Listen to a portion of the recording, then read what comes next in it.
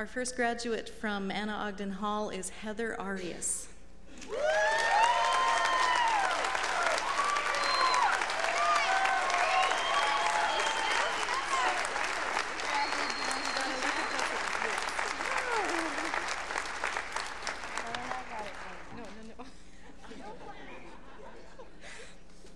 She's getting her speech.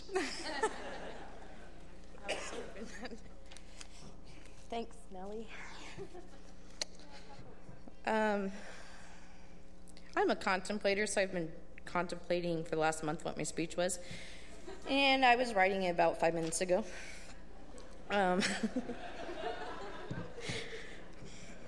Nellie was supposed to be first, so I'm not prepared. So, Nellie? No problem.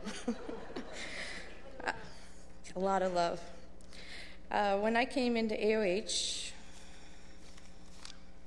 2 years ago, I was gung-ho for God and the Word all the time.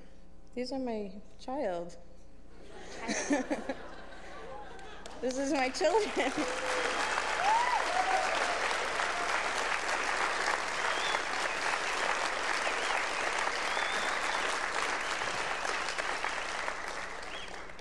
They actually weren't supposed to come till later, so they kind of, yeah. When I first came into AOH, I was gung-ho for God and the Word all the time. I talked about what He was going to do in my life and even had plans of becoming a military chaplain. I didn't understand why He led me to AOH, but I wanted to be obedient. I had the facade going on to myself and those around me that everything was okay. But really inside, I was really broken. My head was detached from my heart. My heart was buried so much it felt like I didn't have a pulse. I was very numb inside, and I truly believed that God had made a mistake in making me. I had no value, worth, and definitely wasn't lovable or able to love others. I didn't understand how people could come up and say they loved me when they didn't even know me. Over half my life I had spent trying to take it. I was so angry at God that He had created me and that He had intervened every time I tried to take my life. Did He not like me to be in such pain? Through my journey at AOH, I discovered other false beliefs I had or walls I had built. Because of having such low worth, I gravitated towards people that fit into those lies and pushed away those that tried to speak truth into my life. My life was so out of control that I tried to control everything in life. I put up such high expectations that everyone failed me. I believed the only way to do life was on my own. I had huge authority issues because of this. The guys at work wouldn't know that at all. When the numbness wore off, the anger greatly set in. The anger controlled me instead of me controlling it. Anger helped me to stay in a stuck place, being pessimistic, judgmental, unforgiving, and very sarcastic. My addiction was to anger. This anger lasted most of the time I was at AOH, and not until I left AOH did I happen to finally release it.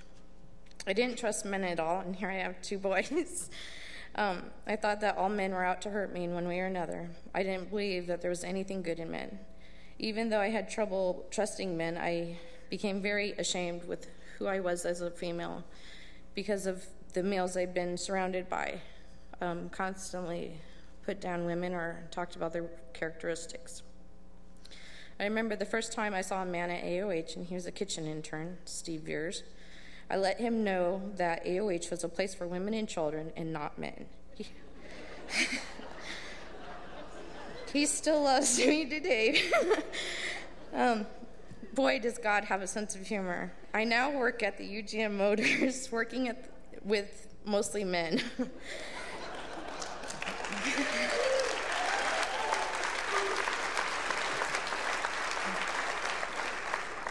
Working at the Motors has helped me heal in a lot of areas where I was wounded with men. They have all been very supportive and shown me in love in a healthy, Christ-like way.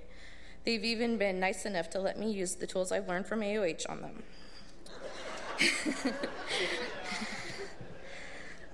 My relationship with God suffered greatly. Because of my relationships with problems with men and because of my trust issues, and because of my authority issues, I put God in a very small box. I felt that I was in control of God, and I felt like I won every time, even though it really was the opposite.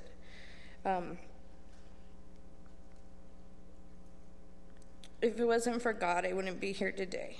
He's intervened on my life in every way possible. Wow, I don't cry and it's hard. My speech was 20 minutes. I'm doing pretty good right now. I talked like I did this journey alone, but in actuality, I had these two sons along with me. I'd like to honor them now. I am very, very proud of them. They had to do the hard work as well as me. They had to do self-avows, they had to do truth and loves, and they had to endure 30 women being their mother. Even though they didn't have a choice to be at AOH, they have done a lot of hard work.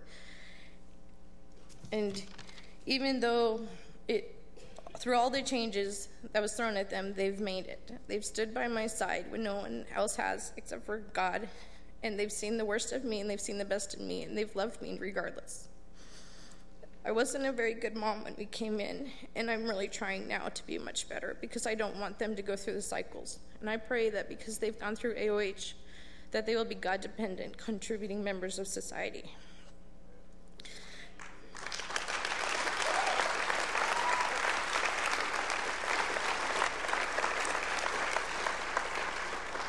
AOH has impacted our lives by teaching us that our identity comes from Christ, not the world. We have a choice to choose who pours into our lives, how we respond to our feelings, and the truth we want to believe. We just want to thank everybody for supporting us, because we would not have made it the last 2 years without everybody here.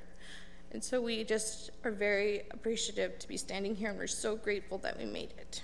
Thank you.